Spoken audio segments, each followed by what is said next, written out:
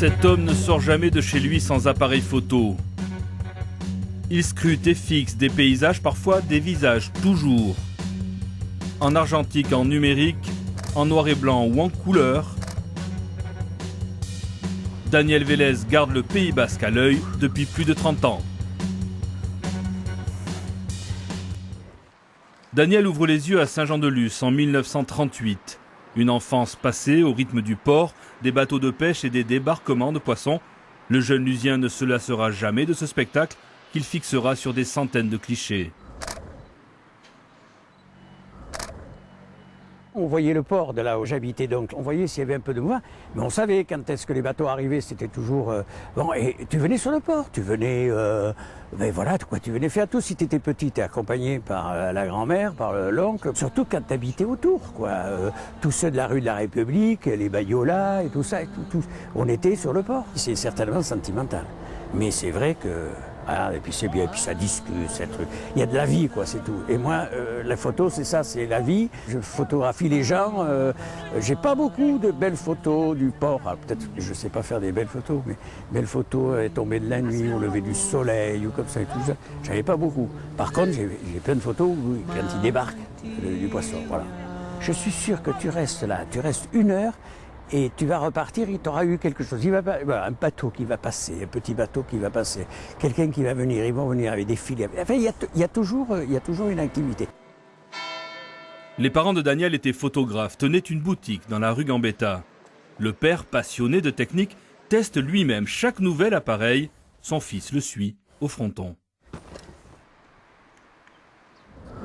À ce moment-là, c'était des Pentax, on avait un petit 135 mm qui n'avait pas encore servi et donc on l'a testé sur ces photos, sur ce parti de pelote. Donc je me souviens, bon particulièrement quand la photo du curé qui joue la Scène-Teuilly qui joue au petit gars, on était venus tous les deux, il m'avait amené à la pelote et on a fait des photos. Adolescent, Daniel découvre sa vocation, le photojournalisme. Il renonce à la boutique de ses parents. Un journaliste de Sud-Ouest le fait entrer dans le métier.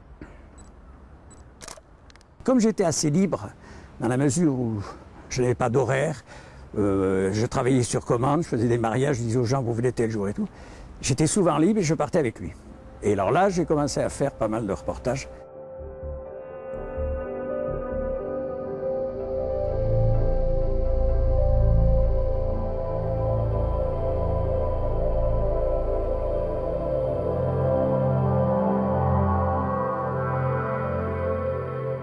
Les années 80 sont noires au Pays Basque.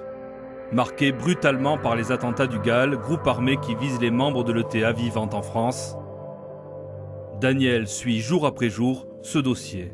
Moi, avant de rentrer, je faisais un tour devant le commissariat, voir s'il n'y avait pas trop de lumière allumée, de trucs, surtout quand c'était 19h passé, tout ça. La sous-préfecture, pour voir si tout était calme, si tout était...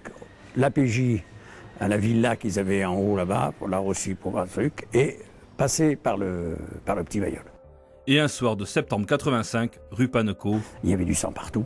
C'était quelque chose d'assez exceptionnel. L'ambulance était là, même je crois qu'il y avait 2 ambulances, il y avait des corps par terre. Il y avait quand même 4 morts. C'était la première fois. Les gens étaient autour. Ils sont très près sur les photos. Donc ça s'est pas du tout passé comme ça peut se passer dans d'autres endroits. On fait un maximum de photos. Moi j'ai dû en faire une dizaine là. Enfin tout de suite, parce qu'après les corps sont évacués et donc il y a plus rien ou presque.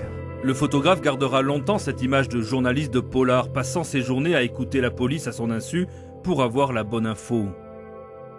Il faut en finir avec la légende qu'on arrivait avant la police, ce qui n'est jamais vrai.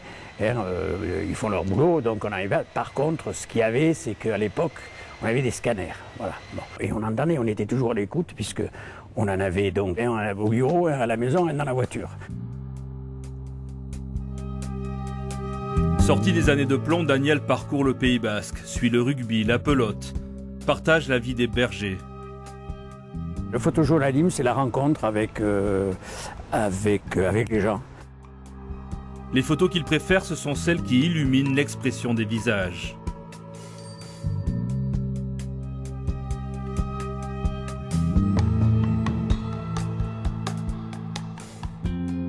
Alors, Alors, il y a des photographes qui font de très beaux paysages, je dis, qui se lèvent le matin de bonne heure pour aller faire un lever de soleil, ou qui se couchent tard pour faire coucher le soleil, qui va être de très très belles photos.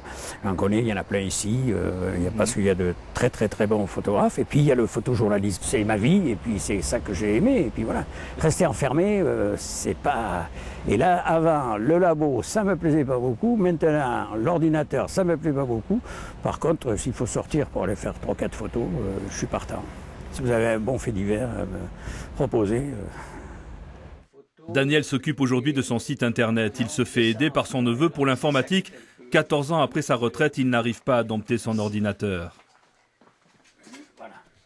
C'est le maniement des photos, le papier, les négatifs, il n'y a plus, le papier, il n'y a pas, voilà, ça c'est emmerdant, quoi. Enfin, ça manque.